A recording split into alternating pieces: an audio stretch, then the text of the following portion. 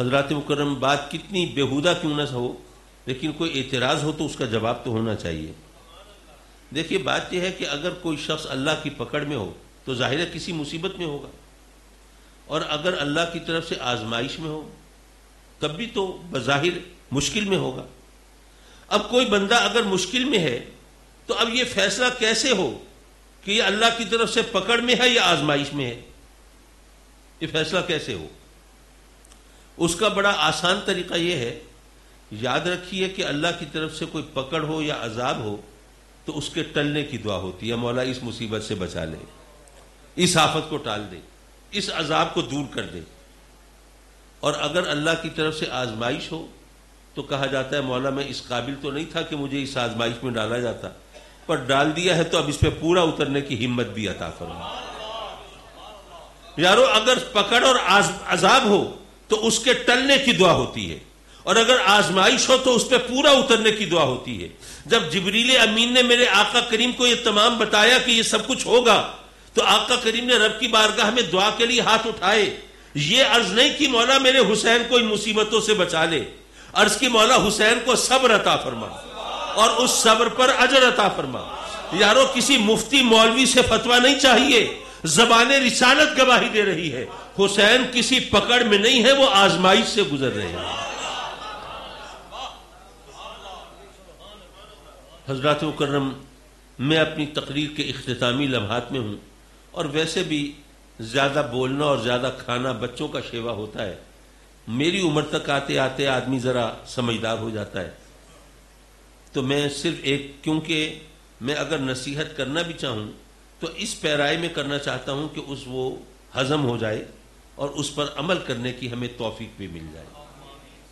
دیکھیے، اگر کوئی شخص فوج میں بھرتی نہیں ہوا لیکن اپنے نام کے ساتھ کوئی کرنل، جنرل، بریگیڈیئر لکھنا شروع کر دے تو کیا خیال ہے متعلقہ محکموں کو پتہ چلے گا تو اس کی پکڑ ہوگی، سزا بھی ملے گی۔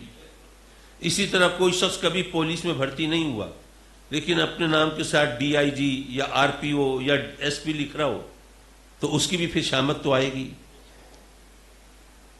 حضرات مکرم، اگر آپ فوج میں نہیں گئے لیکن کوئی رینک اپنے نام کے ساتھ لگا دیں تو ظاہر ہے کہ مشکل میں پڑ سکتے ہیں۔ آپ پولیس میں بھرتی نہیں ہوئے لیکن کوئی عہدہ اپنے نام کے ساتھ لکھنا شروع کر دیں تو آپ کی سخت گرفت ہو سکتی ہے۔ اللہ کے فضل و کرم سے ہم سب حسینی کہلاتے ہیں نا، حسینی کہلاتے ہیں، لیکن اگر حسینی نہ ہو تو پھر پکڑ تو ہوگی نا۔ لیکن اب یہ فیصلہ کون کرے کہ ہم حسینی ہیں یا نہیں ہیں؟ تو یارو، کسی اور سے سند لینے کی ضرورت نہیں، اپنے آپ سے پوچھنے کی ضرورت ہے۔ اگر وقت کے یزیدوں سے ٹکر لینے کا حوصلہ ہے تو حسینی ہو، اگر حق کی خاطر دکھ سہنے کی ہمت ہے تو حسینی ہو، اگر باطل کے سامنے سینہ سپر ہونے کی قوت ہے تو حسینی ہو، اور اگر کوئی ایسی گھڑی سختی کی آتی ہے اور تم راہ فرار ڈھونڈنے لگتے ہو، مفاہمت کے راستے تلاش کرنے لگتے ہو، کبھی اپنے ضمیر کا سودا کر لیتے ہو، کبھی سہولیات، کبھی عہدے، کبھی کسی منصب کے لیے تم کوئی بارگیننگ شروع کر دیتے ہو، تو اس کا مطلب یہ ہے کہ حسینی کہلاتے تو ہو اور حسینی ہو نہیں۔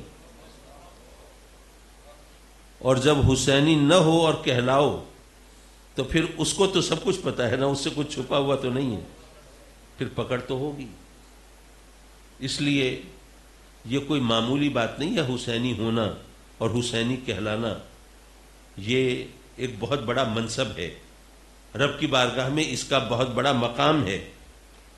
تو اس مقام کے اعلان کے لیے پھر تمہیں کچھ تھوڑی تیاری بھی کرنی چاہیے، ہمت بھی پکڑنی چاہیے، حوصلہ بھی رکھنا چاہیے، اور جب رب کی بارگاہ میں اپنے حسینی ہونے کا ذکر کرو تو اپنے اندر باطل سے ٹکرانے کا وہ حوصلہ پیدا کرنا چاہیے، تاکہ پتہ چلے کہ ہم حسینی کہلا رہے ہیں تو حقیقتاً حسینی ہیں بھی صحیح۔ مولا ہم حسینی کہلاتے ہیں، ہمیں پکا سچا حسینی بنا دے۔ وآخر دعوانا ان الحمدللہ رب العالمین۔